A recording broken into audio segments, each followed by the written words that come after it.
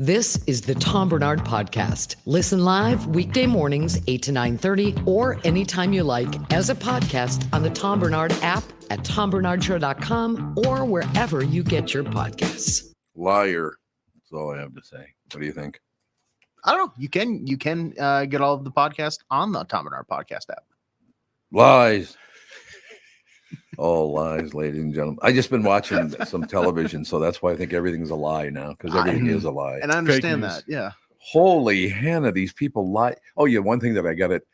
Actually, you and I are going to have to go shoulder to shoulder on this one because, Tevin's people turned on us. Well, let me hear you out first, and then I'll make a decision. Oh, let me hear you out, and then I'll make a decision. I like to approach every opportunity in a strategic manner. Good idea. Okay, so they did the highlights of apparently Oprah Winfrey interviewed Kamala Harris yesterday. Okay. And I'm looking at the whole thing, and once in a while they pull back a little bit. And what's hilarious is the entire audience in the frame they were using, there's not one white man in the entire audience. And then when they pull back, there's one on the way left and one on the way right. What the hell is that? A couple of them probably got drugged there by their wives and would rather have been at home watching Thursday Night Football. No. They wanted to make sure that the honky men were not included in the picture. There is no question about that. I'm getting so sick of this money, skin color, orientation. Shut the hell up and do your job. How about that? I'll say this. If they were like, Tevin, we have one seat left, and it's between you and a white guy that we're trying not to let in. We just need you to sit in the seat. Not going. Give it to the white guy. I don't want to go see Oprah and Miss Harris. See, you turn on me. Yep. And the very person who's responsible for this happening jumps on my side. I don't know. I think it's maybe a stretch to say this. I don't think so. I told them no whites allowed. No white people allowed. Yep, out on the fringes. Men, no, not women. Oh, yeah. The white women are allowed. Oh, yeah, white women, they're cool. Oh, they're cool. Yeah, they're cool. As long as... What did Dion Cole say? As long as they're as thick as peanut butter? Thick as cold peanut butter. Yeah, there you go. Thick as cold peanut butter. Have you ever tried to spread cold peanut butter or tear that bread up? I got to ask you guys a question. Speaking of people of color, I don't know where the hell this guy is from. Who is your brother, your black brother in America today, that decided to say, look, man, you need to understand, I'm a Nazi. It's like, what? Jesus, I didn't see that. Oh, you didn't see that story? I saw this headline. It's some like what, governor or senator or something. I think he's like running that. for governor. He's running. Sorry. Yeah, I think so. But some like porn message board. Yeah. He made that declaration. That he's a Nazi. Yes. And it's resurfacing. And let me tell you, in the election season, there's better visuals to have. I would think. I would think. Yes. Mark Robinson, the North Carolina governor, or he's in the North Carolina governor race. Yeah. Called himself a black Nazi. A black Nazi. And he's currently the lieutenant governor of North Carolina. And he is. Okay. This guy's a mess. Oh my gosh. It's your brother. And he admitted to liking trans porn. There's some stuff, like whatever you want, but maybe you don't broadcast it. I would say agree with you on that to one. everybody, especially if you're running for governor. I don't think your porn preferences are going to help you get elected. Yeah, I would have to agree with you. I love a politician who is an open book. This is a little bit too open of a book. It's too open book. Like we need the covers on both sides. Like he's ripped the covers off. It's just pages. Yep. Does anybody decent run for office anymore? Jesus, they're all a bunch of money grubbing pigs. And then this guy comes out, like I said, like, what? I'm a Nazi. Pretty sure old Adolf wouldn't welcome him with open arms there, pal. I'm not sure, and that's the other thing. And I suppose, look, we weren't around when it happened. I understand all the rest of it. But how many Americans died fighting the Nazis? And you throw that word around like it's, peanut butter. What is it again? Thick peanut butter? Cold peanut butter. Cold peanut butter. There you go. Oh, don't be throwing the word Nazi around like it's just another word. Does anybody have the stats? How many people were killed by the Nazis starting before World War II? It's got to be a huge number. And you throw that around like it's some kind of joke. These people just died within the last 100 years. What the hell are you doing? Right? Right. Don't say things like 6 that. million people, 6 million. Jewish people specifically, died in the Holocaust. That was just the Jews they killed. Yes. 6 million, because there were another millions and millions. It's always weird. It's not weird, but it's like it's a fuzzy number because it feels like there's a big range. But there, I know like it's 6 million is like the base, but I think it can go up to like 10, 12, 14 million or whatever. Yep. So it's and frankly, I'm sure it's really hard to keep track and find those numbers and stuff, like in all the aftermath. Well, if you ask the families, they'd be able to tell you, I would think. Absolutely. Mhm. Yeah, I just don't understand what, like, it's some kind of joke throwing the word Nazi around because they're calling Trump a Nazi, and then this guy called himself a Nazi, and it's not funny to use that word, what those people did to this world. And imagine, they did not come that far from winning that war. They didn't, thank God, but they weren't that far off winning that war. And I bet you, well, most people would be dead now, to tell you the truth. And I'm not talking about the older people, but I'm talking about they would have wiped out half this planet if they had won that war. Mhm. So let's not joke around about that. What do you say? Let's not joke around about things like that, shall we? I did watch a little bit of the news. No one's happy. Everything sucks. And everybody's horrendous. But other than that, things are good. And even better news, I found somebody to fill Chris Eggert's slot because I know he's got the day off. Oh, no. Who is it now? We'll keep it a surprise. We'll keep things light. Look, my heart is going to sink if it's not Hannah. So that's all I have to say. You're going to disappoint me. I mean, it could be Catherine. I'd still be disappointed. I don't think this person lives up to where Hannah ranks in your preferred guests. So. Here we go. Let me guess. It's not Ginny Hubbard, is it again? How'd you know? How'd you know, Tom? AJ just shot her a I quick just dialed her up at 8 a.m. Ginny, you wanna come on, fill Chris Eggert's slot? Come on, Ginny, let's go. Got She was nothing like, better who? to do. Yeah, she goes, don't never call this number. Blocked. She was really busy the other day when I was in the building over at the Hubbard. She was really busy, and I walked by and saw her in there, so I thought I'd say hello. But you could tell she was busy because she looked at me like, oh, God, now I got to do this. It's like, oh, okay. Sorry, pal. I've only known you for about 50 years. But other than that, you pill. Very quickly, I want to cover some. I won't do the whole 10, but maybe we could get back to them. The top 10 mispronounced words that make you sound stupid. Well, we just went through yesterday. Autism, or being autistic and being artistic are two completely different things. What a coincidence that is, because we just talked about mispronounced words yesterday. There you go. And now here they are. I don't understand these words. I've never heard anybody say any of these. Oh, let's go. We'll run through the 10. Okay, let's run. Oh, I hate it when people say irregardless. I hate that so much. It's regardless. It's not irregardless, you dumbass. Supposedly, instead of supposedly, it's a supposedly. I've heard some people say that. I've messed that up a couple times. To get the hell out of it. Go home. I'll see you guys later. Have a fun weekend. I suppose you also said library. No, I get the R in there. Don't worry. I hate. Let's go to the library. Yeah, you better go to the library because you know what the hell you're talking about. I've never heard this one. Fruhitas. Instead of fajita, they say fruhita. I've never heard that one. No, it's not that hard to order fajitas off the menu. Yeah. Oh, this is another one. Nuclear. It's nuclear. It's not nuclear. Yeah, I've heard that before too. Yeah, me the too. nuclear. Probably the most common one on the list, as a matter of fact, they're saying. Anything that starts with an ES sound, but you make it an ECK sound, like escape, etc., and espresso. I've heard people do that too. Espresso. Let's have some espresso. That's probably where it came from, because to express yourself. Mm-hmm. So they probably just went with etc. and escape too. Okay, now I'm going back to this one because Tommy O'Brien butchered it once, but I think it was because he had so much to drink he couldn't move his mouth. Okay. Chipotle is Chipotle, no, or Chipotle. We've heard our good friend Josh Arnold say that a couple times. Chipotle, doesn't he? I always thought Chipotle? people said it as a joke. I did too. I thought that was like Not Josh. like when Bill Belichick does like face snap and and tweet sphere. It's like, Bill, you know what it's called. Tweet sphere. Specifically as Pacifically, you mean like the Pacific Islands? Yep, like the ocean. Well, Pacifically, yeah, like the ocean. And also frustrated. I've never heard that one. Nope. Frustrated. Okay, so quesadilla.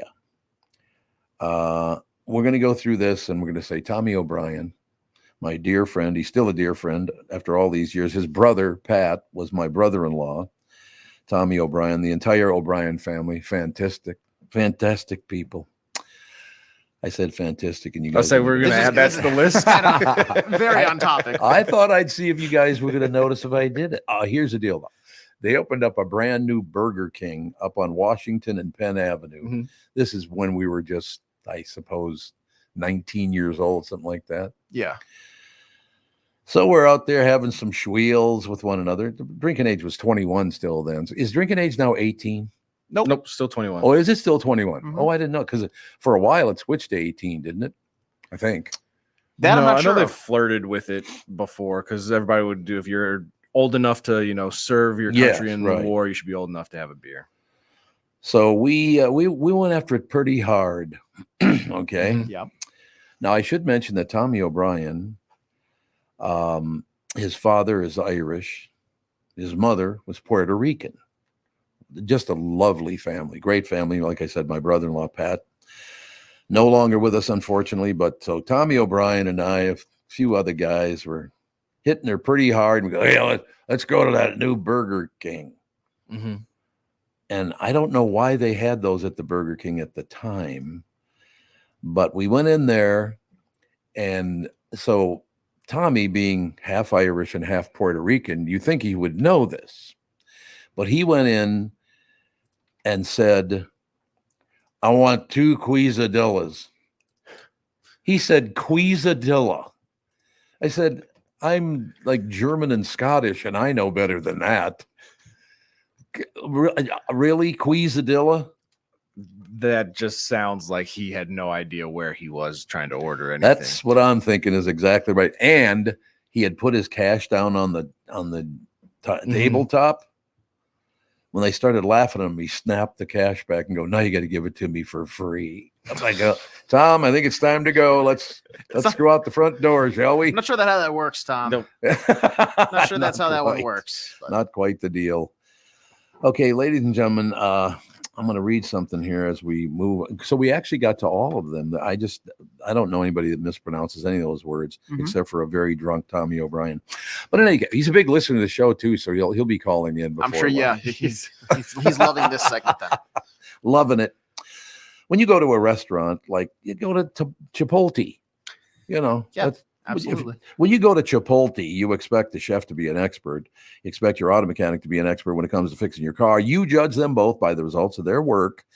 Josh Arnold is an expert in investments and planning your financial future. Josh Arnold is my expert, and he should be yours too. I talk to Josh every week, and he understands the market, the economy. He knows how to plan for your retirement. Do not put it off another day. The man with your plan is Josh Arnold. Call Josh now for a no-obligation 48-minute evaluation. You got nothing to lose. And you'll have an expert. I said Josh Arnold's an expert. Planning and managing your financial future. Call Josh at 952-925-5608. That's 952-925-5608. Be sure to tell him that the Tom Barnard Show is where you heard all about this. That's a very big deal in society now. You got to do that. So here's the deal. Investment services offered by Josh Arnold Investment Consultant, LLC Security Investment Advisor. Past performance is no guarantee of future results. All investments involve risk. All comments and opinions of Josh Arnold do not constitute investment advice. As I said, please tell him that Tom or somebody from the Tom Barnard Show as how you found out about this, all right? The past several years have been the craziest in the history of the car business. The pandemic, supply chain and chip issues, all causing extreme inventory shortages that led to, predatory pricing. Some dealers charge thousands of dollars over MSRP. We never played that game. I'm Jim Paul of Alley Buick GMC. We knew that would leave a bad taste in a customer's mouth. More importantly, from an integrity standpoint, it was just wrong. So what about the current market? Inventory and pricing. Valley has their best inventory in years. Really all the Buick and GMC models. Even the previously hard-to-find Yukons, HD pickups, and Hummer EVs. Plenty of deep discounts. Many with factory rebates and low-interest financing. Then it's a good time to buy? It's a great time. We're welcoming our previous customers back, as well as anyone else that felt the treatment just didn't feel right the last time somewhere else. Valley Buick GMC in Apple Valley and Hastings or valleycardealers.com. Car buying without the bad aftertaste. Let us take a second to talk about my bank. That'd be North American Banking Company. You've heard me talking about them for a long time now. I just thought of something. If you can say Chipotle, if you're Josh Arnold, why don't we say, you should go see Blixie over at North American Bank. Forget Bilski. We'll call him Blixie from now on. What do you think? I don't know. I got to ride. Him and I, Fridley. That's true. You're both from Fridley. That is a fact. Got your back, Bilski. Don't worry. My brother went to Totino Grace. Is he in your group too? That preppy gun. Indeed. You've heard me talking about them, North American Banking Company, for a long time now. When they opened in 1998, they made a promise to deliver a better banking experience for their customers, where you know your banker and they know you. While a lot has changed since 1998, this commitment to being a true community bank in the Twin Cities has not. So if you're looking for a better banking experience, why not bank with my friends at North American Banking Company? Go to nabanco.com or stop by any one of their 6 Twin Cities locations. Member FDIC, equal housing lender. You're listening to the Tom Barnard Podcast. Don't even think of putting Phil's picture up on the screen because I blame him for a miserable series against Cleveland. That's all I have to say. Where is he, by the way? This is interesting because I saw him moving and everything in the background, and at one point during the commercial break, he reached toward his camera, and now it just looked like he was reading. So I popped him up, and now it's just a black screen. So he's a disaster.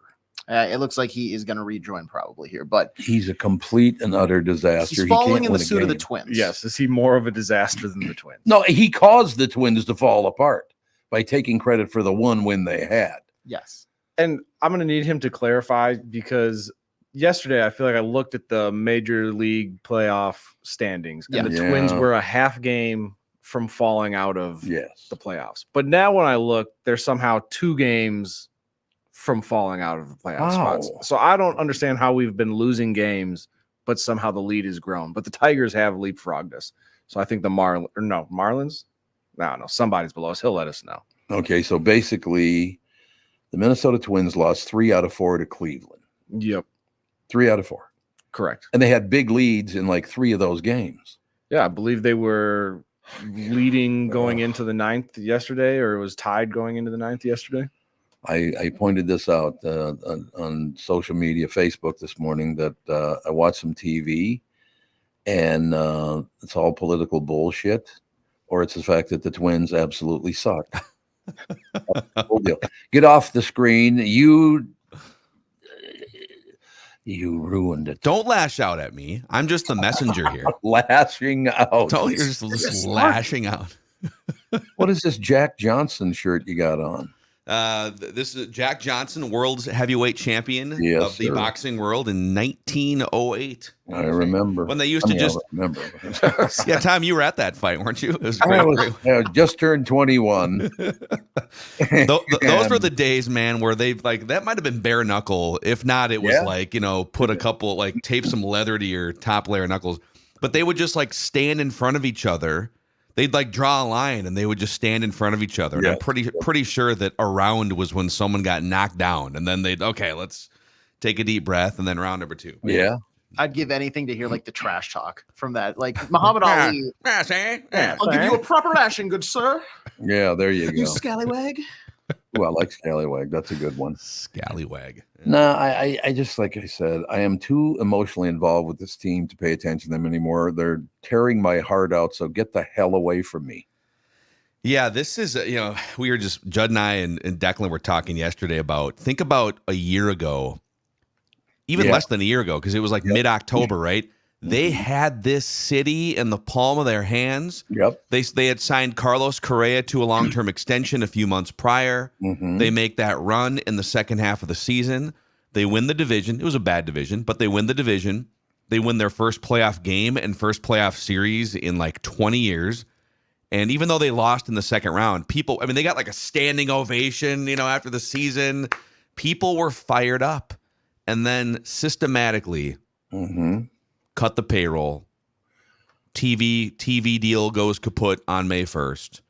They do nothing at the trade deadline, and now they're collapsing in September. I know. It's such a Minnesota thing to do in sports. Except for all those Super Bowls we won. I forgot. Oh, that's right. Yeah. Other than those.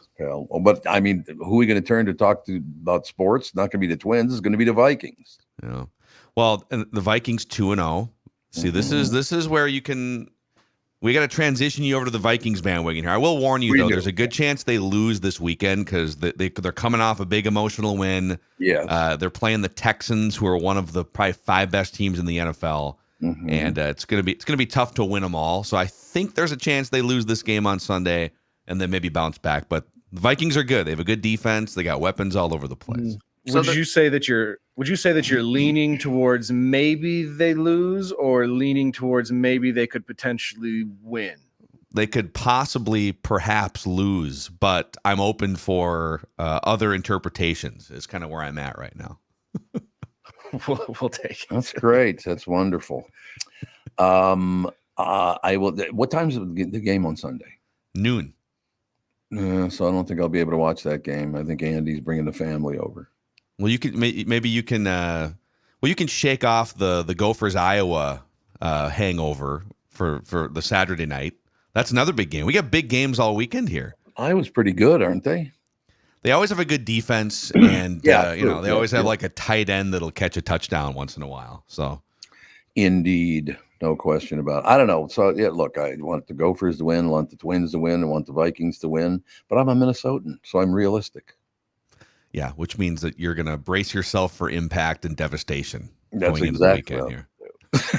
That's exactly right. It's amazing, dude. The Tigers traded one of their best pitchers at the deadline. They waved the white flag 2 months ago, and now they're 25-10 in their last 35 games coming down the stretch. It's just depressing, Tom. It is depressing. There's no question about it. And by the way, it was a lot easier to watch Twins games, Viking game, Gopher games when I used to drink. It was much easier then. Yeah, maybe we can maybe just like a sip every once in a while, like at noon on a Sunday. Just no time in particular. Just maybe like a 3-hour window when the Vikings play or when the Twins play. Just a little. Let me call Catherine and get her vote. Yeah, see what she says. Yeah, let's see what she says. God, yeah, you've probably been around me when I used to drink, I would imagine. No, I think when I met you were just starting your sobriety journey. Nice. It's my sobriety journey, ladies and gentlemen. I was pretty good at the first couple of pops, but then the third one's like, the hell are you looking at? That was that kind of. It was a North Minneapolis kind of deal. So you'd get confrontational after your third drink? Sometimes. Kendall Norberg, who's one of my best friends in the world, is a very big, very strong guy. And I can't remember what the hell the name of the bar was, but some guy was, lipping off, running his mouth and all that stuff. So I stand up to go over to him. As I get about 2/3 of the way up, Kendall grabs my head in one hand and sits me back down. He goes, I don't think you're in any shape to be taking anybody on. Shut up. Go to sleep. He grabbed my head like it was a baseball, for Christ's sake. It's like, okay, sit down. Those were the days, though, ladies and gentlemen. I love that. Instead of sports, let's talk about getting hammered and acting like an asshole. That worked for me. How many years sober are you now? It was like 13, something like that. And the thing about it is, it's so weird, is that a lot of people, obviously have a struggle with it. We just decided one day I wasn't going to drink anymore, so I haven't. Yeah. So I guess I wasn't addicted to alcohol, but I saw it, because you can't just walk away from it if you're addicted to it. No. But I don't know. You carry a lot of that stuff with you, I suppose, from your youth and all that. And it's, you have a couple of schweels and all of a sudden it's time to even the score with the world. Yeah. I mean, my dad was addicted. He died a couple of years ago, but he was sober from 1975 until his death. But it took 10 years of stop-start in his late 20s, early 30s, rehab, and falling back off. Actually, Patrick Royce, another guy who's been sober for decades, long time, yeah. In his early sports writing and baseball beat writing career, and by the way, that is writing about baseball and covering a baseball beat, especially back in the 70s, 80s, 90s. Mm-hmm. That is that's a great drinking job. You're on the road. Oh yeah. You're up late covering baseball. and he told a story about Bob Uecker, by the way, 90 years old and still broadcasting Brewers games. Oh my God, that's great. They poured They waited. The Brewers won the division a couple nights ago. They waited to pop the champagne in the clubhouse until 90-year-old Bob Uecker came down the elevator and joined them in the clubhouse. That's wonderful. See, I love that about baseball. That happens in most sports, I guess, but I do love when they do things like that. Yeah. So I bring up Bob Uecker because this is back, I think, in like the late 70s when the Twins were playing a spring training series, or maybe they were. I think they were training in Arizona, and Royce runs into Bob Uecker in the press box, and they had become friends through baseball. And Royce was going through one of his sort of stop starts. Now, he wasn't drinking for a few months, and then he'd kind of fall off, right? And at the time, he wasn't drinking. Mm-hmm. And he was talking, I think Uecker maybe said, "You want to go out and get a drink after the game or something?" And Royce said, "Nah, I'm off the sauce here." So Uecker goes on the broadcast and says, "A lot of surprises down here in Arizona. A lot of surprises. The biggest surprise in the spring training is the St. Paul Pioneer Press's Patrick Royce is apparently not drinking anymore, which catches everyone, which caught the entire baseball media world by storm." That's terrible. It's funny. Because the 2-0 pitch just a bit outside. What movie was that when the pitch was about 15 feet outside? He goes, just a bit outside. Major League. Major League. There you go. That was very funny. Tried the corner and missed. Yes, by quite a bit. But, yeah, some people, it's I tried going to some AA meetings, but then I didn't. Once Catherine and I decided, I probably wasn't going to, it didn't bother me. And I don't know why that is. I just gave it up and said, forget it. We're done with that and all the rest of it. But some people have a bitch of a time. So I went to a couple of meetings. That's where that guy who looked exactly like Elvis Presley, hairstyle, clothes, everything. You people don't understand. I love to drink. Okay. Well, we can keep moving on. You know what I'm saying? It all works out in the end. I suppose is a lot of that your parents drink or somebody drink? With me, it was the boys in the neighborhood, nice Catholic boys I went to St. Anne's with. That they started. There were two of them, a couple of years older than me, and once they started the schweiling, we all kind of did. So I started when I was like 11. Wow, I think some of it is just. You are the average of the 5 people you spend the most time around. And if those 5 people love to get into a tall boy, some of it's internal wiring. I'll never forget, man. Like, I didn't really drink because my dad was he was so fearful. His dad was an alcoholic. He was an alcoholic. Sure. And so I wasn't one of those high school kids that would go, I was deathly afraid of getting caught taking a sip, under my dad's watch. So, but when I got to college, and I have a couple drinks here and there, and then I met roommates from Wisconsin. Oh God! Yep, that'll do. And we're moving into we're all 4 of us going to move into this new house together, second year of college, and it's like their parents are helping them load the fridge with Milwaukee's Best. And, and my parents are like, "What? Are you guys? You guys aren't 21." I'm like, just let it. We'll talk about it later. Those were the days, ladies and gentlemen. Man, it was fun though back in the day. I will tell you that. There's no question about it. It was fun, and then it wasn't. Yeah, for other people, it was still fun for me, but it wasn't for other people apparently. Right, and then someone palms your head and tells you to sit back down, and then you reevaluate yourself. Yeah, palmed. Actually, it was my face too. It was the front of my head. Just kind of okay. Sit down. You're good to go. Don't worry about a thing. It all works out at the end. But yeah, so I mean, I don't know what to tell you. So you don't think the Vikings are going to win? The Twins suck right now. Is there any other sport I could watch? Let's see here. Well, the Lynx playoffs start this weekend. The only team that delivers actual championships, and they're primed to make a run potentially. Mm-hmm. And then I don't know, maybe St. Thomas football or something. We got to find you some new teams. Right, but I would push back and say I think the Vikings will pull off a win this week. I'm putting the Texans on upset alert. CJ Stroud is phenomenal, so he's going to be a problem to have to deal with all day. But I know that Nico Collins is banged up. Joe Mixon potentially won't play, so they've got some injury issues on their end. I mean, we do as Pierce well. Is banged up too. They might have Cam Akers as RB1. Yeah, so Tom, there's the silver lining, Tom. It's possible that the Texans running back has already torn his Achilles. He's torn both Achilles before the age of 26. Oh my God! No. How? Football, man. It's a rough sport out there. Yeah, it is kind of a rough sport, isn't it? People are wondering, because he was maybe going to re-sign with the Vikings. Like, why didn't the Vikings re-sign him? Like, I don't know, because he's torn both Achilles tendons before the age of 26. What's interesting about that is you just reminded me that there was an era back in the day when we were in our, I suppose, mid-teens to late teens, something like that. We used to play tackle football, but without any equipment.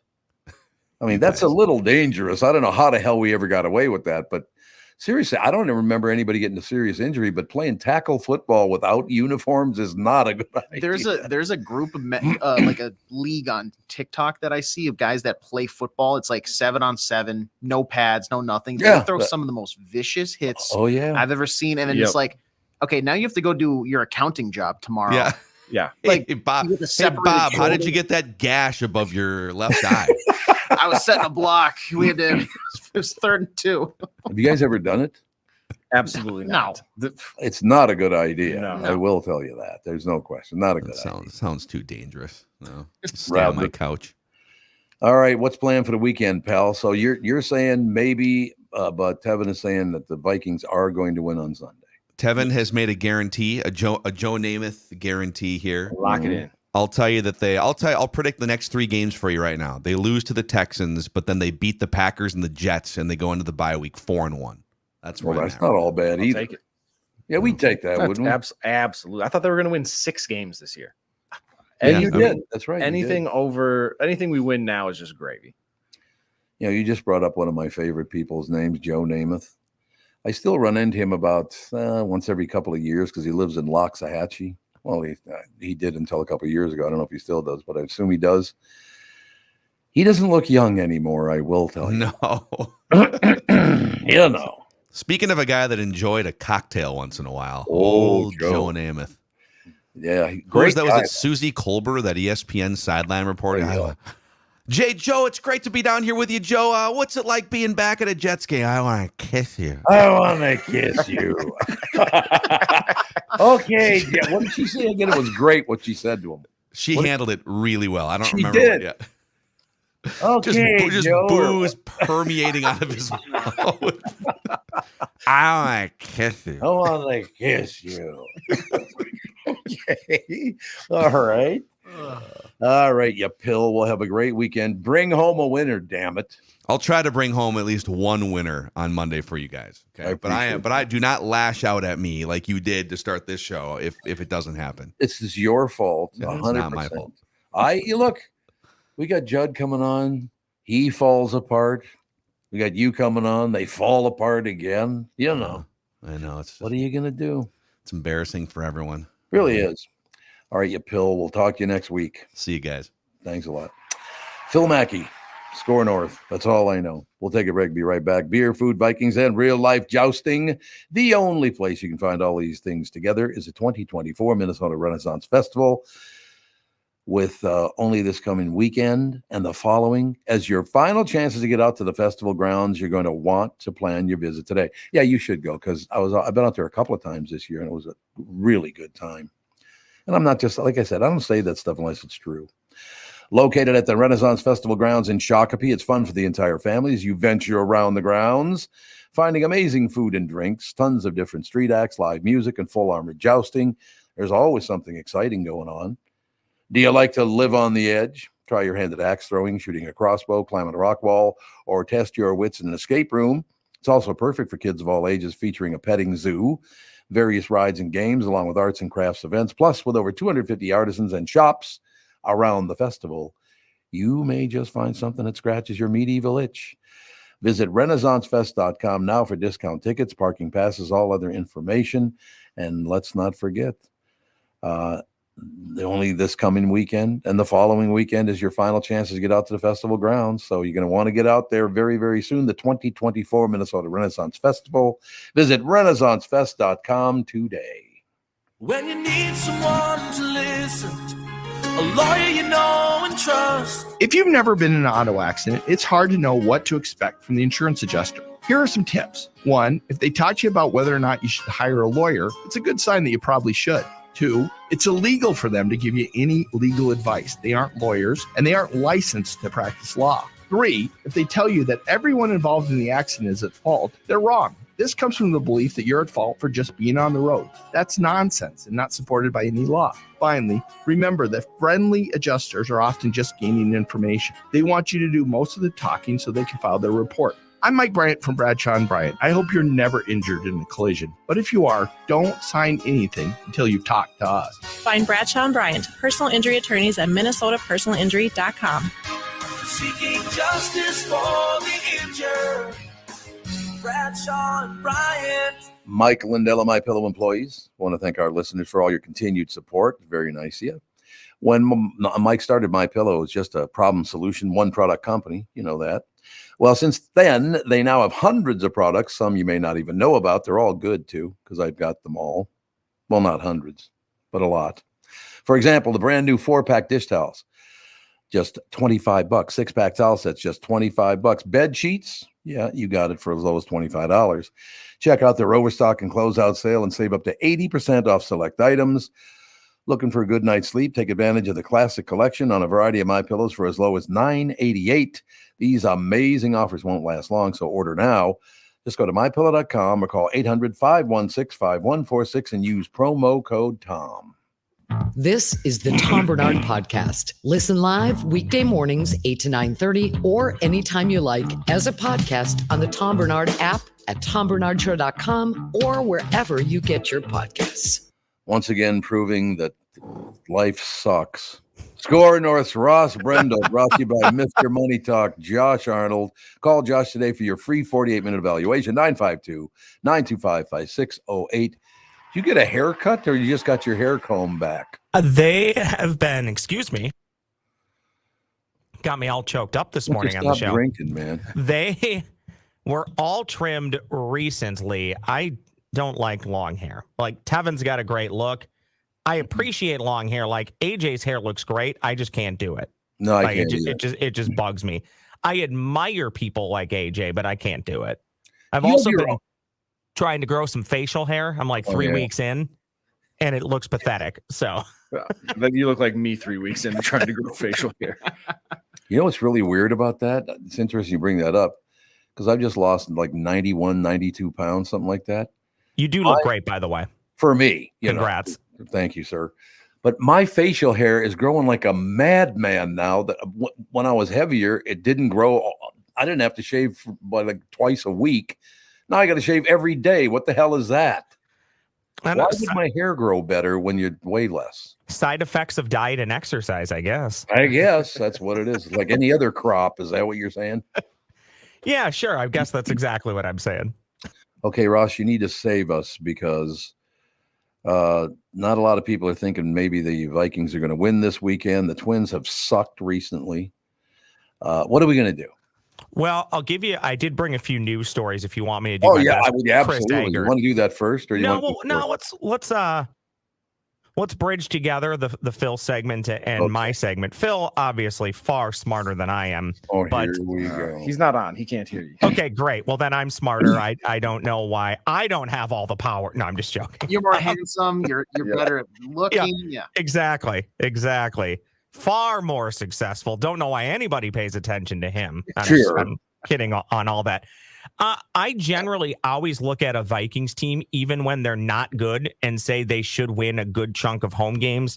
I don't think being in US Bank Stadium is quite the advantage it was at the Metrodome. I think that actually bears out if you look at stats. Yeah, sure. But I also think that it is still difficult to go on the road in the NFL, and it's difficult to play indoors in the NFL. I really believe in what the Vikings defense is doing right now. I don't fully buy into the Sam Darnold experience yet, but I'm all in on it. Like, he's an easy guy to cheer for. You want this to go well. But I need to see it for more than 2 weeks. But with that said, if the defense continues to play at this level, they're going to win a lot of games just because of the defense. Yeah. So I think the Vikings have earned my respect at this point to think they're going to win most home games until they prove me wrong. So the Vikings win on Sunday. By how much, I don't know, but they'll find a way to get it done. I'm more worried about going on the road, especially outdoors on grass, than I am home games. So the Vikings are going to win on Sunday. When it comes to your Twins, Tom, I really don't like being this guy, but It's 9 games left. I don't know if I had to run down the hallway, Tevin. I don't know if you got the update, but the Twins are technically tied for the last playoff spot, 2 behind Kansas City, and they are tied right now with Detroit. There's a positive here. If they finish with the same record, the Twins have the tiebreaker over Detroit. The problem is the Twins schedule, the final 9 games, is a bit more difficult than what the Detroit Tigers have. The Detroit Tigers, Tom, also finish hosting the Chicago White Sox. 3 games against the Chicago White Sox. Do you want to guess on September 20th how many wins the Chicago White Sox have? Keep in mind, they've played 153 games. Does anybody want to guess how many wins the Chicago White Sox have? I'm going with 47. Tevin, you want to guess? I have it in front of me from our last segment, but it's a shame. Tom, they've won 36 games. 36? I thought it would at least be 40. God. We could field a Hubbard team and probably. Yeah, that's true. Do you know how impossible it is to only win 36 games? I heard Lavelli Neal say this a while back, and I think he took it from other people, but I always attribute it to him because he's the first person that I ever heard say this. Major League Baseball team plays 60 or 162 games, right? Mm-hmm. You're going to win 54 for showing up. You're going to lose 54 for showing up. Mm-hmm. It's what you do with those other 54. God. The White Sox aren't even going to win the 54 games for showing up. No, you're absolutely right. That's incredible. They might not get to 40 wins. So I think your Twins are up against it. As a fan, I am cheering for them. I will always rather make the playoffs than not.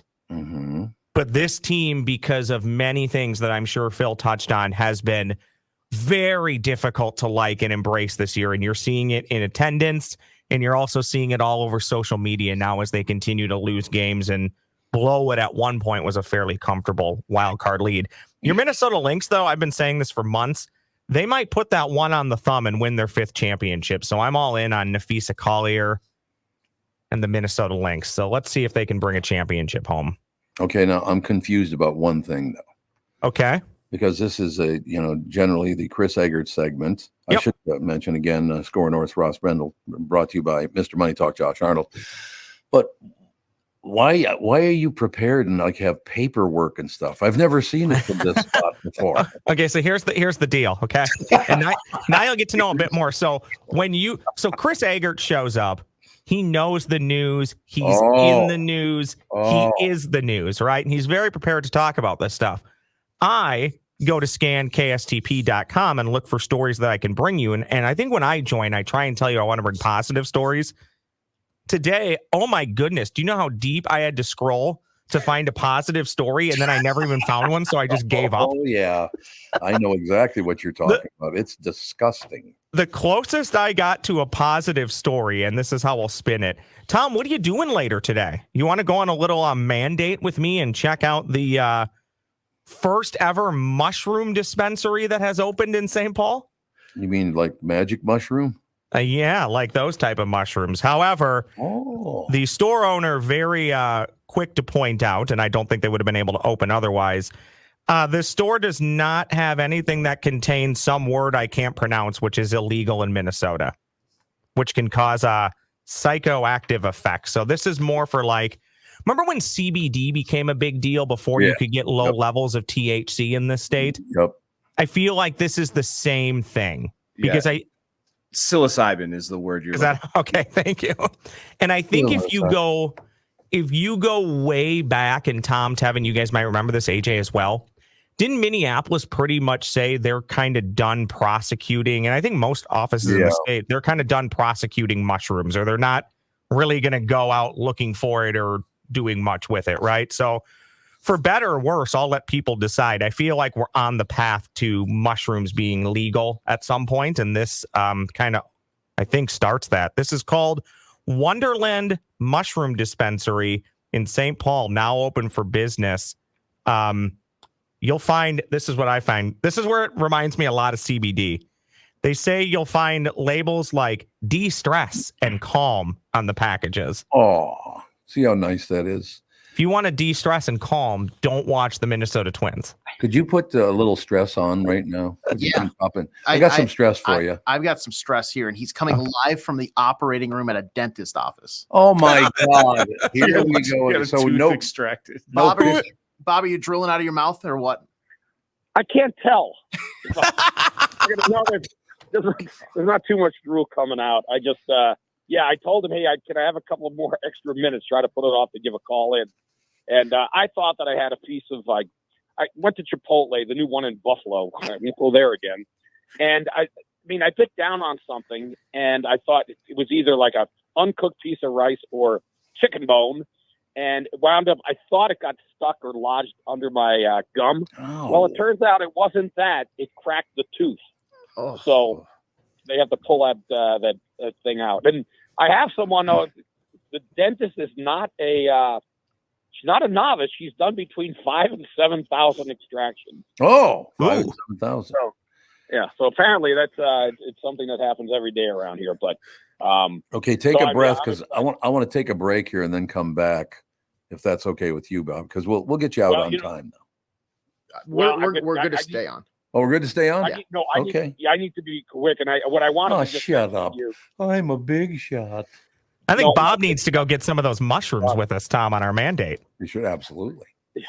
All right. I need something, but what I wanted to mention, Tom, is just quickly about your Vikings. This one, last week, huge game. This is a game the Vikings normally would lose. We'll see what they do because they're coming off of the big win over the Niners. Everyone's excited, and this is a game that they would lose. Now we'll see if this team really can put it together. And I almost feel like as I talk, I'm going to sound like I'm saying suffering succotash because I can feel as I try to form the words, I could feel them sort of, sliding out not quite the way they should all of a sudden. It's getting number and number. But anyway, I'm curious to see, and I'm breaking my moratorium of not going to Minneapolis. It's been several years to go to the game because my wife is cheering at the game as an alumni thing. Really? The Vikings alumni. So she's going. So how about this, Tom? You know how long I covered the Vikings, right? I came in 1984, and only a few years ago is when I stopped doing it. So I covered the Vikings 35, close to 40 years, right? Right. I called and I sent a text and said, hey, my wife's going to do an alumni thing. I still do radio. I still have a show, and I'm on with Tom. And can I get a pass for the press box? This is the response I got. Hey, we're going to be really tight. They're never tight, especially for a game against the Houston Texans. So, I got the Heisman, which I'm not saying I'm a big shot, but it just surprised me because there's always, you should see some of the rinky-dink or radio stations that come through there, and you always see a guy who claims he's from a little newspaper, brings his girlfriend as the photographer. Oh, they God. can fit them in, but they can't fit in somebody who covered the team for 40 years. Well, so, they find out you work with me. Is that why it happened? I don't know. Speaking of working with you, you're Denny Green, right? Yeah. Denny, Ruth Lordan, talked to his wife because they are friends. She's known him before. Oh, I didn't know that. She met Denny. Okay. But Denny came through and said the Vikings are going to win, suggesting they could be Super Bowl champions. From the great wherever he's talking from, Denny Green predicting big things for the Vikings this year. So if we'll quote him if they do well. Can I end the segment with my favorite Denny Green quote of all time? Go ahead. I'm cutting some voiceover downtown at Cookhouse, having a great time. Well, apparently Denny was there to cut a promo for the Vikings or something. As he's walking into the studio, I'm walking out. He looks at me and says, "Goddamn KQRA." I remember when he said, I was just carrying water for you. Yeah, that you were carrying water for me. That's exactly what he said. I carry my own water, pal. All right, go brush your teeth for Christ's sake. This is going to be. I've been trying to extend so I don't have to get the extraction. But all right, Bobby. in. We'll talk to you on Monday. All right, Ross. Any final words from you? Well, you want to close out and talk about the Stillwater prison staff being exposed to drugs yesterday? You see that story? Yeah, was it fentanyl, wasn't it? I think they're still trying to figure out exactly what it is, but one of the employees, the what would you call it? I guess the symptoms were so bad they gave him Narcan. Ooh. And then they sent the other ones to I guess the hospital to get checked out. But sounds like whatever the substance was came through the mail, like got into the prison system through the mail. Yep, and it sounds like everybody's going to be fine, but that's got to be just another startling, unexpected, I don't want to say hazard to that job, but people who work those jobs, it's that's a tough job every day. You really got to be paying attention. Well, I tell you what, my timing was good because I used to go out to Stillwater prison pretty much every weekend to visit friends of mine that were in prison. And I know in those days, you know what they used to do in those days? They would somehow, like, they'd have visitors come in and they'd, lean in, kind of pretending they were hugging each other, but they'd whisper, I'm going to go down to the south end and I'll throw some drugs over the fence. So be there. That's how they used to get them in there. Those games, look, where there's a will, there's a way. People are always going to try to get stuff in and out. And I'm not even just talking about prison. I'm just saying in life, if there's a way to cut corners, try and quote unquote be better illegally, or just ways to take advantages, people are always going to try and do that. I'll get out of your hair, but speaking of taking advantage, Minnesota and Iowa take on each other Saturday night at the Huntington Bank Stadium. I don't know why, Mr. Barnard, but I am very confident in the fact that not only do the Gophers win on Saturday, they win comfortably on Saturday. Really? I thought Iowa was pretty good. They will. Both teams so far this year have taken similar paths. Both teams lost a game they feel like they should have won. All right. And then kindly, both teams are 2-0 against also-rans. So this will be, I think, a good test for both teams. I don't know why I think the Gophers will win. It's just when you look at the history of this rivalry, oftentimes the team that you don't expect to win does win, and weird stuff happens in these games. Mm-hmm. I've never seen this before, and I promise you I'll leave you with this. ESPN does their matchup predictor for like everything. Before a game, you can look at percentages. 2 days ago, it said 50.1% in favor of Iowa, 49.9% in favor of Minnesota. Ooh. Something changed, Tom, because as of this morning, per the ESPN matchup predictor, the Gophers found 0.1%. It is a dead heat at 50-50 per the ESPN matchup predictor for whatever that means, because last time I checked, they don't play games on computers unless it's video games. That makes total sense to me. I want you to do me a favor. Sure. On Monday, because you'll run into Chris Eggert, right? I more than likely might bump into him in the hallway. Yeah. Well, when you bump into him, say, you're out. No. See, here's the thing. Tom, here's the thing. Let me tell you something, Tom. Okay. Chris, again, just a reminder, knows the news. I'm just spewing stuff I read off of a paper that I can barely read because my eyesight's gone so bad. So half of what I told you might be wrong anyway. So trust Chris. So it's like Chris then. I call Ross over to my desk. Hey, Ross, can you come look at this really quick? And he's like, I need you to get out of the way, out of your chair. I need to have my face like 5 feet away from this computer, 5 inches, because I just can't read anything. I was going to say 5 feet. My God. 5 inches, yeah. At what age did you guys get to, and maybe some of you aren't there? My prescription allegedly is perfect. It's my prescription. I can't read anything right in front of my face. Nothing. I either have to be staring at it and intently locked in on it, or I'm doing... For those watching on YouTube, if you have your phone, it's one of these things. Oh, yeah. Yep. Ross is the Velma Dinkley of Hubbard Broadcasting. If he doesn't have his glasses... What'd you call him? Velma Dinkley. Dinkley. Hey, Dinkley, how you doing? Typically, he calls me another D word often in the office. So I think that's an upgrade. Is there a bag at the end of it? Yeah, oftentimes there is. You guys are the best. Thank you for letting me pinch hit for Chris, and I know he will treat you well when he's back on Monday. I hope you guys all have a great weekend, and the fall weather returns on Sunday, so I'm looking forward to it. First day of fall on Sunday. Oh, really? Yep. It's like the weather new. It's actually taking a fall turn on Sunday. Exactly. All right, pal. Thanks so much for doing this, Ross. It's great having you on, sir. Yeah, no problem. You three have a great weekend, okay? Later, you too.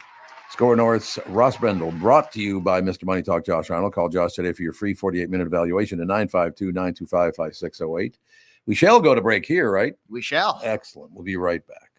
When you go to a restaurant, you expect the chef to be an expert. You expect your auto mechanic to be an expert when it comes to fixing your car. You judge them both by the results of their work. Josh Arnold is an expert in investments and planning your financial future. Josh Arnold is my expert, and he should be yours too. I talk to Josh every week, and he understands the market and the economy, and he knows how to plan for your retirement. Don't put it off another day. The man with your plan is Josh Arnold. Call Josh now for a no-obligation 48-minute evaluation. You've got nothing to lose, and you'll have an expert planning and managing your financial future. Call Josh at 952-925-5608. That's 952-925-5608. Investment services offered by Josh Arnold Investment Consultant, LLC Security Investment Advisor. Past performance is no guarantee of future results. All investments involve risk. All comments and opinions are Josh Arnold's and do not constitute investment advice. Tom Barnard is a paid endorser. Is that text you're sending so important that you missed your turn? Is that text you're sending so important that you ran the red light? Is that text you're sending so important you didn't see the ball coming onto the road or the child that followed? Hi, I'm Mike Bryant from Bradshaw & Bryant. When you take your eyes off the road for even 4 seconds, your vehicle travels 100 yards. That's the entire length of a football field. If you absolutely have to text, you need to pull off the road somewhere safe and do it from there. Texting and driving is against the law and can cause serious injury or even death to you and others. Now that is important. We hope you're never injured in a collision, but if you are, please contact us. Find Bradshaw & Bryant, personal injury attorneys at minnesotapersonalinjury.com. Going farther with Mike Bryant on your side, seeking justice for the injured. Bradshaw and Bryant. Mike Lindell of MyPillow employees want to thank all our listeners for all your continued support. When Mike started MyPillow, it was just a problem solution, one product company. Well, since then, they now have hundreds of products some of you may not even know about. For example, the brand new 4-pack dish towel sets, just $25. 6-pack towel sets, just $25. Bed sheets for as low as $25. Check out their overstock and closeout sale and save up to 80% off select items. You're looking for a good night's sleep? Take advantage of the classic collection on a variety of MyPillows for as low as $9.88. These amazing offers won't last long, so order now. Just go to MyPillow.com or call 800-516-5146 and use promo code TOM. You're listening to the Tom Barnard Podcast. Timmy Lammers, brought to you by Bradshaw & Bryant, personal injury lawyer seeking justice for the injured. Contact Bradshaw & Bryant at minnesotapersonalinjury.com. Timmy, let me open by saying this. I've just lost 92 pounds, something like that, whatever it is. Oh. So it was suggested to me by this really pretty redheaded woman. I can't remember her name, Catherine something. She suggested I might want to tighten things up by starting to lift weights again, because I haven't lifted weights in like 7 years now, right? We started with leg work. I can barely move. My legs are killing me. Oh, God. When you start back after a while, you forget all about that. Those first few, oh, my God, they're painful. Oh, well, I don't lift weights. So when you said I lost 92, I thought you were going to say 92 minutes watching something you told me to watch. Yeah, that too. Speaking of that, there's some great stuff that you and Kristen Bird have been recommending. Well, first of all, Bad Monkey gets better every week. Yeah, you know what? I haven't seen that yet, and Sandy keeps telling me I got to watch it. It's Did good. you get a chance to see? Oh, there goes my mic. I know. Oh, see there, typical. Oh no, I know. It's just a piece of crap. I'm gonna have to do this today. Yeah. The ones that I suggested, Hitman. Did you watch that yet, or The Perfect Couple? Perfect Couple. We started watching. That thing is going to be really good, isn't it? It is. Just started watching it. Oh my God! I'm through 4. And you are. Yeah, and I think I mentioned it to Catherine on the podcast. There's 6 altogether, 6 episodes. Right. It definitely has a Big Little Lies feel to it, which is Nicole Kidman deal. And you have to admit, Nicole Kidman in this, is she the Ice Queen or what? Holy God, she's phenomenal. Oh, she is one of our best actors, period. Mm-hmm. I didn't know she never shows her real hair. She's always wearing a wig. I didn't know. I had no idea. Yeah. Well, what about like all the award stuff and all that stuff? Apparently, she always wears a wig. That's not her real hair. I don't know why, but is she not a redhead? I have no idea on that. Well, I've never met an actor that was weird. Let's be honest about that. That doesn't happen. Yeah, and I think it's just while she's in movies. So if you see like her hair styled or colored differently in a movie, it's 9 times out of 10 a wig rather than her okay. actual hair. So what we're seeing then on award show and stuff, that must be her real hair. I believe so. Yeah, that is very, very strange. Well, there's that. And again, Hitman, when you get a chance to see that, that's also on Netflix. Such a phenomenal movie. Yeah, it's a great movie. It's a great movie. So see those, definitely. So I'm glad when you said I lost 92 at the, I lost 92 minutes of my time because you son of a, well, that's good. Yeah, what are you going to know? It's actually, the stuff's been, there's another thing coming out with some really good people in it called The Penguin. Oh, that's out right now. That's out. Yeah. That's Colin Farrell. Right. That's on Max. That's right. It just came out this weekend or something, didn't it? Or this week? Yeah. Last weekend or something. Yeah. Last weekend. It's really, really recent. That, of course, is the takeoff of The Batman. Did you see The Batman? No. Okay. So he's the Penguin, right? I mean, he's Oswald Cobblepot or whatever the hell, he's nothing like Burgess Meredith or I love him. He's no Danny DeVito. No Danny DeVito either. But there's a great line in there where he meets Gordon and Batman at the same time. He goes, "What are you, good cop and batshit cop?" It's such a great line in there. But yeah, that's Colin Farrell buried underneath all of that. It's amazing. Yes. I mean, there was no way you'd know it was him. No way. Yeah, there's no way. And so you think, God, that's got to be a freeing experience. It's like you're completely in character, So this week, I for movies, I don't know if you're going to want to see this, Tom. I don't know if you would have seen the live action Transformers movies. So I really doubt that you're going to want to see the animated Transformers series, but or Transformers 1, it's called. And you know what? Honestly, I got really tired of this franchise after the first one. The first one was in 2007. It's not good. Shia LaBeouf, Michael Bay directed it. People have a problem with Michael Bay movies because they're so chaotic. And I thought the first one was terrific. I really did. And then it just really instantly went in a dumper after that. And it had peaks and valleys. And I think maybe a couple different directors after that, but it still had that same sort of chaos. All these movies, they descend into something where there's so much going on the screen, so much back and forth that you're just watching a blur, and how is that entertainment? So anyway, because the live action franchise went, right. They said, okay, we got to reboot this. They actually did a movie called Bumblebee, which was like a spin-off movie, which was actually really good. I like that a lot, where it concentrated only on a few of the Transformers. Here again, we go back to the very beginning. Animated movie, perfect way to reboot this thing, because all of a sudden, visually, you can do whatever you want visually with CGI, but if they did that, what they do in animated form here, if they did that in live action, it'd be $1 billion movie. Right. I mean, it would just have been impossible, because this is set on Cybertron. This is the planet where the Transformers come from.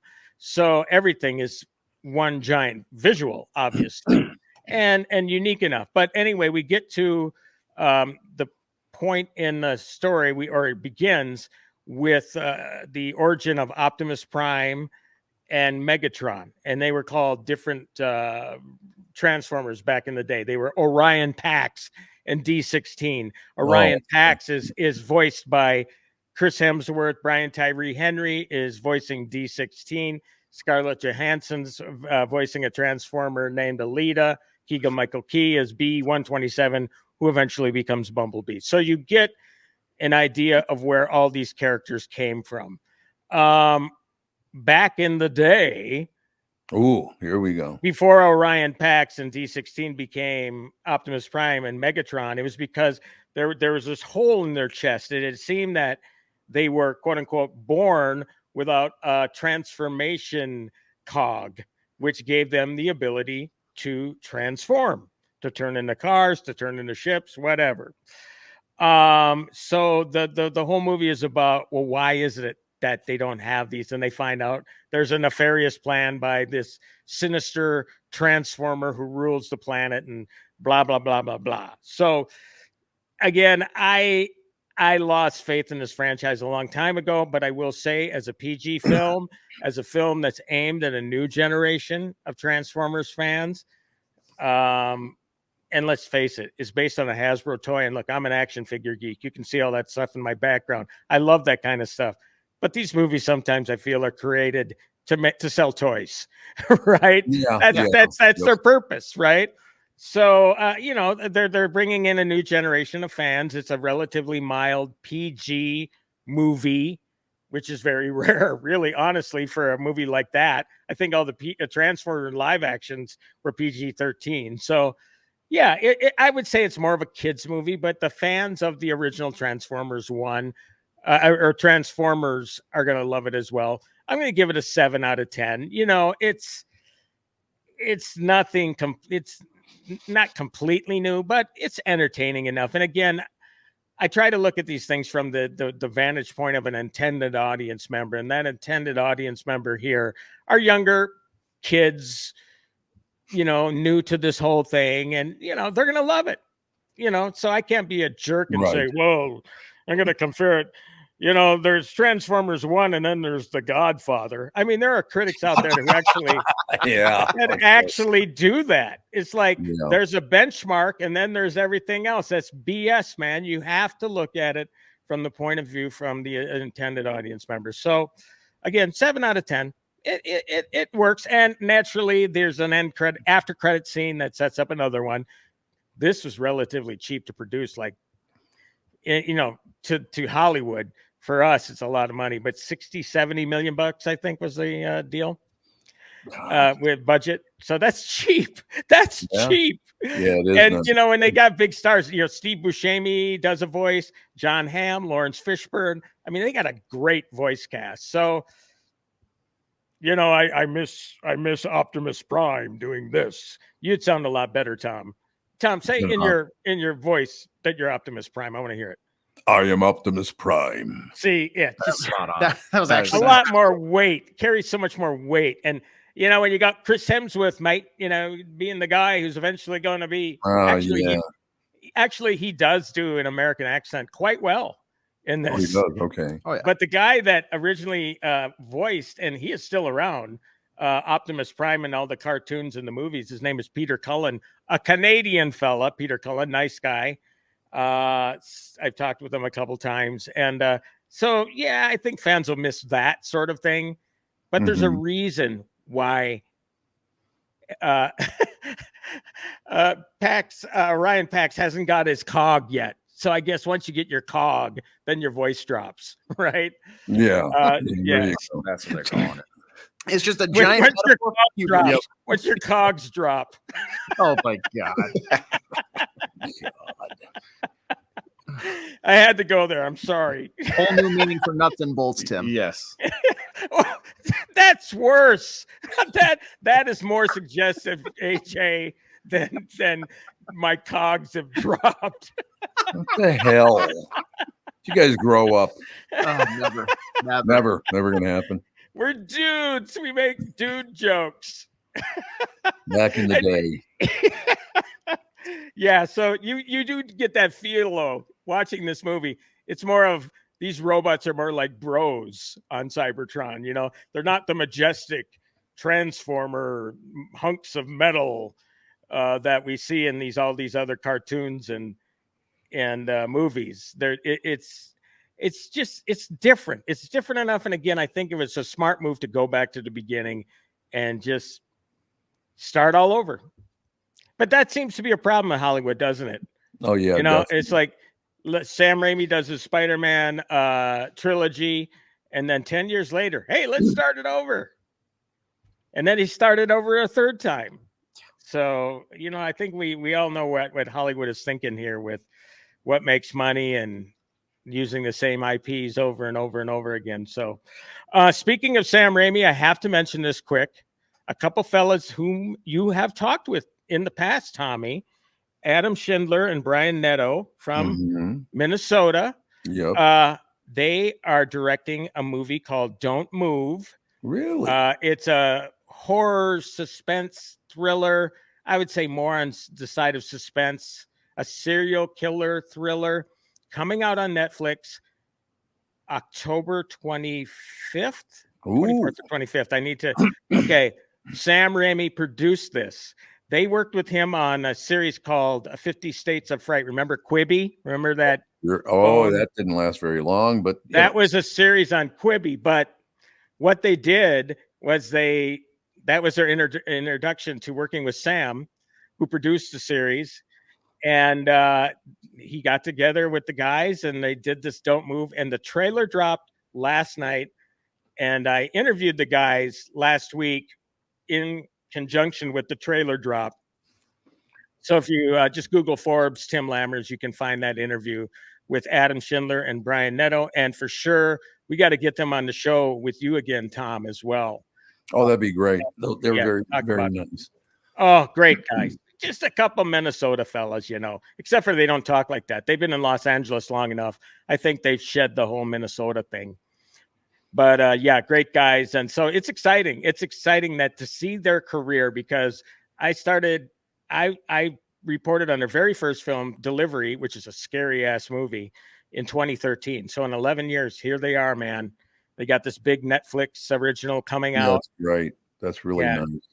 Yeah, it's awesome. It's awesome. So I had to mention that. So please check out that story that I wrote, and there'll be more to come. And again, I have to tell you, Tom, quickly, their publicist, I mentioned you already to them, saying the guy's got to be on Tom's show. Oh, so very nice of you. Thank you. So you'll be getting an email or a call or something to get that lined up. Works for me. Now we have to close with my favorite Sam Raimi moment. I can't remember the name. I know where this is Drag going. Me to Hell, or what was the name? Right. Of the movie? Drag Me to Hell. Sam Raimi directs. In that movie, a goat gets possessed by the devil and says, "F you." Only he doesn't say "F you." It says the whole thing. Yeah, to hear it say that, it's like, what the hell? I would just love to have been in that like table read, and they're like, "Okay, here's yeah. my vision for this scene. We've got a goat." I love to think about that as like executives and producers were like, "Okay, Sam, we got to cut this. Let's go." And he's like, "I'm not. We can drop this. I'm not dropping the goat. Yeah, that's gonna." Oh yeah. Oh, absolutely. Somebody lost a credit on that film because they kept the goat scene instead of their scene. It's probably true. It's either the goat or the devil. Well, it's a demonic possession movie. No, the goat stays. I don't know. But Sam, again, such a great guy, really. Yeah. He is a normal guy, believe it or not. That's And what was great about talking with Brian and Adam about his work with Sam on Don't Move, sometimes you get these producer credits. This is a Raimi's production movie. And Raimi Productions is one of the production companies on it. He was there with them the whole way. It was just the three of them going over the script in great detail. I mean, he was really, really involved with the guys on this film. He's a kid in a candy store. When you get him onto a film set, he just absolutely loves it. Of course, sometimes you get talking goats, but hey, what are you going to do? Hey, I'll take it, man. And we will talk to you next week. Indeed, we will. And again, if you get time, try to see Hitman. Oh, Tulsa King season 2. We talked about it on Tuesday. Oh, everybody see it. It is top-notch stuff. It is great. It is fantastic. A lot of great television right now. No question. Indeed. All right, guys. Have a great weekend. You too. Timmy Lammers, brought to you by Bradshaw and Bryan. Personal injury lawyers. You know that. Seeking justice for the injured. Contact Bradshaw and Bryan at minnesotapersonalinjury.com. We'll take a break. Be right back. Kristen Burt will join us right after this. I'm talking with my friends Michael Bilski and Brad Huckle of North American Banking Company. Guys, business owners have had to deal with a lot over the last few years, haven't they? They sure have, Tommy. We pride ourselves on being able to help our customers with the challenges they face. Our business bankers are experts and are always ready to help our customers capitalize on opportunities and solve problems. Loan decisions come quickly because they're made here in the Twin Cities and not shipped out of state like at some of the national banks in town. This allows our customers to expand their businesses with confidence, knowing that they have our team of experts in their corner. Okay, so now you give me this big thing at the end. Way to go. Well, you are the professional. Oh, I forgot. Look, I know Brad and Mike, and I trust them with my banking. They've personally delivered on everything they've just said. So why not bank with my banker? North American Banking Company, a better banking experience, member FDIC, equal housing lender. The past several years have been the craziest in the history of the car business. The pandemic, supply chain and chip issues, all causing extreme inventory shortages that led to, well, predatory pricing. Some dealers charge thousands of dollars over MSRP. We never played that game. I'm Jim Paul of Valley Buick GMC. We knew that would leave a bad taste in a customer's mouth. More importantly, from an integrity standpoint, it was just wrong. So what about the current market? You know, inventory and pricing. Valley has their best inventory in years. Really all the Buick and GMC models. Even the previously hard-to-find Yukons, HD pickups, and Hummer EVs. Plenty of deep discounts. Many with factory rebates and low-interest financing. Then it's a good time to buy? It's a great time. We're welcoming our previous customers back, as well as anyone else that felt the treatment just didn't feel right the last time somewhere else. Valley Buick GMC in Apple Valley and Hastings or valleycardealers.com. Car buying without the bad aftertaste.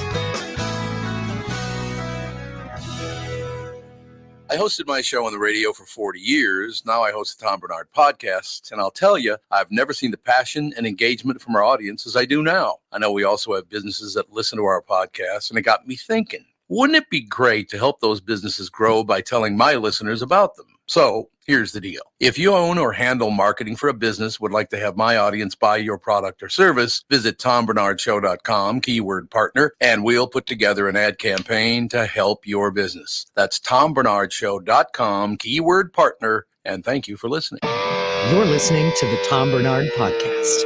Ladies and gentlemen, Kristen Bird Entertainment News brought to you by North American Banking Company. Go to nabanco.com to learn more. Member FDIC, equal housing lender. So I got to tell you a couple of things that you suggested, Catherine and I watched. We started watching them. Man, there's some really great television out there now. What are you watching? Oh, what the hell was the one we were? What did he just talk about? Tulsa King. Tulsa King. Yeah. Liv Schreiber is and Nicole Kidman are in a new Perfect couple. The perfect couple. I love Liv Schreiber in that. He's great. He is really real. Well, she's unbelievable as well. Is she happy about anything as the mother of the bride? No, I think Nicole plays like the perfect. Yeah, Nicole Kidman plays like the perfect, rich, uptight, going through a situation. I mean, she has got that role nailed down. I got to mention one thing because it had a personal impact on me. It usually doesn't when I watch television. And this is a very old thing. I guess it's almost 20 years old because he's been dead for 19 years. There was a thing that just popped up on the screen and went, God, I wonder what this is all about. There's a special about Richard Kuklinski, the guy who killed the mafia hitman who killed 200 people over his lifetime. That thing, and these are the only reason I even bring it up. It's not for most people to watch, I wouldn't think. But the reason it was so fascinating is his demeanor is like about 4 people that I knew from, childhood and then growing up. These people kill people and have no problem doing it. What they feel nothing. If you get a chance to watch it, you should watch it because you are going to see a very well done. I mean, it's not acting. He actually did the interview one-on-one. Like I said, must have been about 20 years ago. But just the look in his eye and the thing that happens, how things affect him during the interview is terrifying. Is this a documentary or a docuseries? Well, it's not a documentary. It's I suppose in a way it's a documentary. It's just a psychiatrist sitting down with Richard Kuklinski in prison. And where can we watch this? It looks like it's called The Iceman Confesses. Yes. And it's on Amazon Prime. Prime. Okay. But honest to God, I thought back to people that I knew that would get that same look in their eye, and it was terrifying. Well, like I said, 2 of my great uncles and one of my uncles were murdered. So being around murder like that, it just, oh my God. But that thing nails it. If you want to know what criminals are all about, you should watch that. They have nothing in common with you and me. I will tell you that. Sounds brutal. It is very brutal, but really well done. I mean, really well done. Now back to Tulsa King and some other some of the other fluff that's on TV. Fluff, a little fluff. Well, no, I was just listening to Sam Raimi, and I was remembering I interviewed him for Oz Great and Powerful. Oh yeah, and he gave me one of the props from the film, and I still have it. Oh, isn't that nice? But I have to tell you, I think that this coin is haunted. I kid you not, because I have okay. Haunted coin. Sam Raimi gave me a haunted prop from Oz Great and Powerful. Let me tell you why. I have like a little area that has some of my Hollywood memorabilia on display, and this thing just lays flat. It's just it's not on anything. It's not on an edge. It's not precariously tipped. And sometimes I will walk past it and it will spontaneously jump off the table and fall on the floor. And it only happens with me. Really? And it's not like the floor is shaking and I'm a heavy walker. We're not. There wasn't like an earthquake. There's no earthquake. In fact, it stays fine during an earthquake. It stays put. So I've decided that this thing is haunted, or it's one of my relatives trying to contact me. Throw a coin. It just falls off the table, or what happens? Falls off the table spontaneously. And here's the weird thing. It is in between. I have 2 pieces of the Hollywood Walk of Fame that were given to me.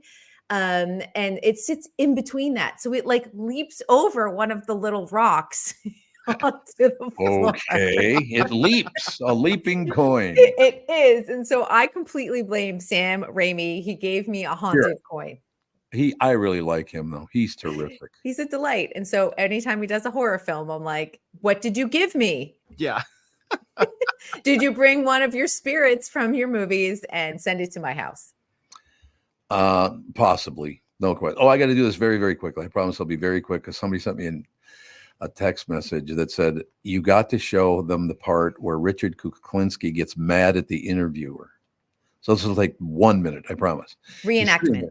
He's sitting here like this, and he's like, yeah, so I had to kill about, I don't know.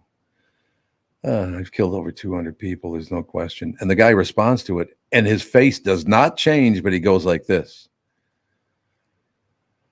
You really angered me just now. I'm very, very angry at you right now. And I don't know what I'm going to do about that, but I've got to do something about it, because I'm really angry with you. Right?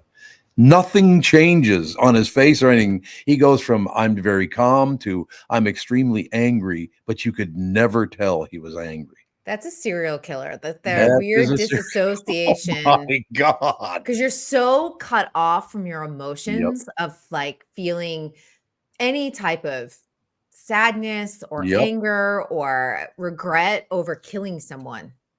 Apparently his mother and father both beat the living piss out of him on a daily basis. That's why he got to be how he was. That's sad. Anyway, I'll move on. Sorry, it affected me because I knew people like that. Not as bad as him killing 200 people, but when they got angry or happy, you couldn't tell which one it was because nothing changed. It's like, God. Oof. That was funny. Right. This is my happy face. Like, whoa. I'm feeling really good today. Yeah, Kevin had something. I feel like I interrupted him. I was going to say I feel like there's some good news. We always talk about how movie theaters are kind of dying off and maybe going by the wayside. But I saw that there was a report where a chain of theaters, I believe AMC, Regal, Cinemark USA, Cineplex, Marcus Theaters are all investing $2.2 billion into renovating a bunch of their locations. I think it's 21,000 screens over the next 3 years, adding like pickleball courts and other bowling, things. Really? zip lining in some of them, because what they're going to do is create an entertainment center. And Tom, you always say, like, what happened to the date night, like dinner and a movie? This is going to give you those options of saying, like, maybe we'll do zip lining in a movie, or cocktails are going to do high-end cocktails and really entice people with good food, not just like, hey, here's some popcorn. Right. And it's so interesting. I do a leadership public speaking seminar. And one of my segments is who is in need of a rebrand. And I always talk about movie theaters, how people aren't going. And the 3 things that are distracting people, 3 things that are taking people away from movies, TikTok being one of them. Pickleball was number 2. Oh, yeah. And number 3 was like live events, whether it's sporting or concerts. That's where people were choosing to spend their time and their money. Well, if you bring something in like pickleball, you could possibly do maybe a small theater and do small concerts, things like that. You're not going to be able to bring in TikTok, but that is one of the aspects of what they're bringing into their entertainment centers. In addition to, I know, Tom, you always say this, like making sure that sound and picture quality are good. People are off their phones. People are behaving in the theaters. Absolutely. Bringing that next level of customer service back to the theaters is also going to be a part of that investment into, and it's 8 of the major movie theaters all across North America. It just pisses me off. You're sitting there, and it's been a while now since that happened, because we just went and saw a movie and it didn't happen. But a few years ago, these young girls came in, and 6 of them got on their phone. Do you know how bright that is in a movie theater, you dumbass? Well, and you can also dim your screen too. So that is nice. Just get off your phone, for Christ's sake. If you can't get off your phone, dim your screen. Like, it's super easy to do. It's what reporters do when they have to take notes while reviewing a film. You dim your screen and you type away your notes. But hopefully this will really entice people back to the theaters, because again, they want an experience. We've proven that time and time again. They want an experience, and maybe an entertainment venue with movie theaters there will bring them back. Well, like I said, Catherine and I went to a movie just last weekend. And it was really nice to be sitting there. Nobody talked during it. Nobody got on their phone. Nobody was being loud. It was really a nice experience. Did you have popcorn and soda? We did have popcorn and soda. We did. Yeah, see? Absolutely. That's part of the experience. To me, it is. Absolutely. I was over at the Grove the other night, because Dancing with the Stars is right next to the Grove, where it ends. One of the venues that we went to eat at afterwards is right next to the movie theater, and the hallway smelled like popcorn. And I was like, oh, I haven't done that in a while. And there's something about that popcorn smell. That is, for me at least, I'm like, just bring me all the butter and popcorn. Give me the big, like, giant guzzler of soda. I love it. I don't have one, but Catherine has one. The only time she eats this particular thing or enjoys this particular thing is in a movie theater. Do you have something like that you only do when you go into a movie? And it's true. I never see her consume this product other than in a theater, and she does it every time she's in a movie theater. Does she do like Raisinets in her popcorn or something? You were very close. Milk Duds. Mixed in with the popcorn, or just she eats milk? Well, she eats Milk Duds and mixes it. Yeah, she does. But a lot of people do the salty and sweet. Yeah, the salty sweet thing. I think that's exactly what it is. But it was just nice to see her with Milk Duds in her hand again. It was really nice. I love the theater. Always have, always will.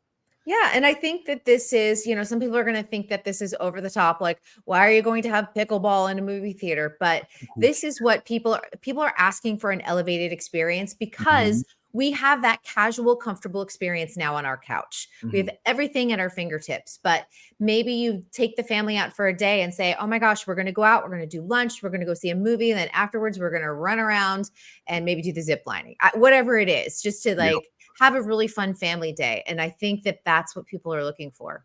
Yeah. And I think the family experience kind of helps out with having like pickleball and stuff like that. Or let's say if you're, we want to go play pickleball, but we have to get a babysitter for the kids. Right. Well, now maybe we can, if they're, 13, 14 years old, throw them in the movie theater for a couple hours. We'll play pickleball. We'll meet out front when it's done. God, it's such a nice deal. You know, all this stuff's popping into my head, all the stuff that I enjoyed. But when you used to go downtown Minneapolis, there was a movie theater right on in between, I guess it would have been 6th and 7th and Hennepin. It's still there. It's not a movie theater anymore, but I don't know what the venue is. It was called The Fly for a while. It was like a bar or something. I don't know what it was. Oh, Barfly, the downtown. Barfly. Yeah, there you go. Yeah. It used to be a movie theater. And one of my favorite things ever is some of the winos would sneak in. One would get in, and then you go. Remember those doors at the back of the theater? I'm not the back of the theater, but behind the screen, they would go open one and let their other wino buddies in, so they could either sleep in the dark theater or whatever. Seeing the movie Scarecrow, great movie. But Gene Hackman and Al Pacino, right? Scarecrow. You remember that movie? There's a point at which one of them is talking to the other at the end of the movie, and this one wino, and he was hammered, didn't pay to get in. So one guy's talking to the other guy, and he's not getting any response. So you hear this, "You stupid son of a bitch, he's dead, you dumb bastard." This guy's talking to the screen. He's so hammered he can barely speak. But I like that kind of thing. You know, it just reminds me of being in the, I suppose, inner city and the way people act. It just, you don't hear that anymore. Nobody calls the screen a dumb bastard anymore. No, they do not. Probably a good thing. They probably tweet it, maybe. Yeah, maybe they tweet it. But you had to have some great old experiences in movie theaters over the years, I would think. There's things that stick out, no question about it. Yeah, I think that there's movies you remember like so excited about or rushing to or going with your friends and making huge plans. I think everyone has that. Or even just going with your parent and like seeing a Disney film or something when you were a kid and how special that was. Spending time with your parents as a kid, who ever heard of that? What are you talking about? My mother was the only one. Well, my mom was working 12 hours a day, and my dad was over at Joe's bar. So there you go. No, I think like my mom, I don't remember it, but my mom always tells the story about like the first movie you ever saw as a little kid, you know, was like 1993. I was like 1 year old, and it was Cool Runnings in the movie theater. And she's like, Cool Runnings. Cool Runnings. You're making bobsledders. I love it. One of my favorite movies of all time. You put it on TV right now, I'm sitting down and watching it. It's such a good movie. Do you notice he went inner city on that? Did you hear that? Only people from the inner city say 1 year old. Oh, I'm not even from the inner city, so but you picked it up still. Picked up the lingo. 1 year old, or he just picked up bad grammar. I don't know. Oh, shot! Shot. The point is, Cool Runnings, great movie. Feel the rhythm. Feel the rhyme. That is a really fun movie. Psycho, how you doing, man? Kiss my what? He has a lucky egg that he like puts in his like bobsledding singlet, I guess. Yeah. So he asked the guy to kiss it, and then he's like, they're about to go down the hill, and he's like, I gotta pee. They're like, you gotta wait till the end. And then they crash, and he's like, hey, Sanka, you can pee now. And he's like, ooh, too late. Oh, God. We're gonna wrap up the show for the day. That's real nice. Kristen, you're gonna have to come up with a better ending. We can't leave on that note. Squid Game. Did you see the season 2 teaser, Tevin? No, I'm boycotting since they didn't pick you. Cast me, yeah. No, I'll watch it. I'll be addicted to it. Oh, did you want to be on it? Absolutely. Oh, I didn't know. Well, this is Squid Game, the scripted one that's coming out December 26th. But did you submit, and did they tell you they rejected you? I submitted. I didn't hear anything back. They ghosted me. So because they're still casting right now. I had a friend that was they reached out to a friend of mine. Oh, well. Oh, so you're rub it in. You're saying that Kevin's not your friend. Is that what you're saying? Well, he's not the friend who they reached out to. Yeah. That's okay. Oh, never mind. They slid into my friend's DMs and were like, "Are you interested?" So, but it's he is. I want to say he's in his 60s, maybe. So they may be looking for specific. So there's still time. Age groups, yeah. Certain if they know that they're not, if they don't have enough of a certain either stereotype, because they love a good stereotype, or age group, they will certainly go and start like sliding into people's DMs going, would you like to do it? So I think it's a 2-part series that's out right now. I've only seen the first part, but it was David Chase talking about The Sopranos. Have you seen that? I've seen The Sopranos. But I mean, have you seen David Chase talking about the making of The Sopranos? No, I haven't. Really interesting. I just watched the first ep. I think there were only 2 episodes, but I'm not sure. And he defends his series finale. Oh, he can't defend that. That series finale was horrible. Maybe the worst ever. We're gonna have to end the show like that one of these days. I'm just gonna turn it off. Be horrible. Just middle of a set. But add Journey. Yeah. It's unbelievable. Oh. All right, what are you gonna do this weekend? I am filming a Matthew Perry special. Oh, here we for go. ITV. Yes, it'll be airing in France, but so français. France. You speak French? C'est la vie. I do not. They dub me. I do a lot of work for ITV in France. Well, it's not even your own voice then. But it's me. You actually hear the English, and then they layer the French over it. Oh, they do. Okay. Yeah. Okay, well, there so you it's go. like it's a weird double sound thing. But yeah, so I'm going to be doing a little deep dive into making sure I have all of my Matthew Perry details, which is in your rider telling you want like croissants or something. Croissant. No, you're demanding the Olympic Village chocolate muffin. Oh, there you go. Oh, they're selling that in New York City now, so you can at least get it somewhere. They're one of the bakeries in the U.S. carries it now. I would love that chocolate. It looks really good. Got to move back to New York. Or maybe just go visit. You got to move instead back. of doing the dramatic pack up and move. Bill, pack your bags. Pack your We're bags. going to New York just for chocolate muffins. Forget our careers. We're going to eat our way through the city. Behave, and we'll talk to you on Monday. Yes, see you all on Monday. Au revoir. Au revoir. Ooh, au revoir. Kristen Bird Entertainment News brought to you by North American Banking Company. Go to nabanco.com to learn more. Member FDIC, equal housing lender. That is going to do it for this show. Family Show's up in about 10 minutes. Have a good weekend, guys. You too. Thanks.